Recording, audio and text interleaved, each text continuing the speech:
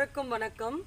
இன்னைக்கு நாம வாரிகோஸ் அல்சரை வீட்டிலிருந்து எப்படி சரி பண்ண முடியும்னு பார்க்க போறோம்.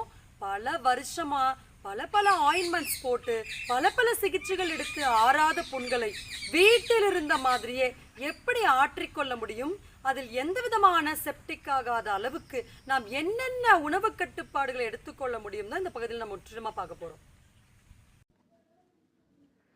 வாரிகோஸ் வருவதற்கான முற்றிலுமான காரணம் என்ன உணவு சாப்பிட்டா வாரிகோஸ் வரும், என்ன உணவை தவிர்த்து கொண்டால் இதிலிருந்து முற்றிலுமா நம்ம வெளியே வர முடியும், என்ன மாதிரியான மசாஜிங் டெக்னிக்ஸ் எல்லாம் நம்ம வீட்டில் இருந்த மாதிரியே பண்ணணும்னு நம்ம சேனலில் நம்ம 4-5 வீடியோஸ் வாரிகோஸ்க்காக நம்ம தனித்தனியான பதிவுகள் போட்டிருக்கோம்.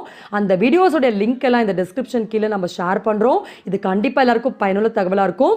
இந்த பதிவில் வாரிகோஸில் ஏற்படக்கூடிய அல்சரை முற்றிலுமாக எப்படி சரி பண்ண முடியும்னு ரிசல்ட்டோடு நம்ம போட்டிருக்கோம். இந்த ஃபோட்டோஸ்லாம் நீங்கள் பார்க்கலாம்.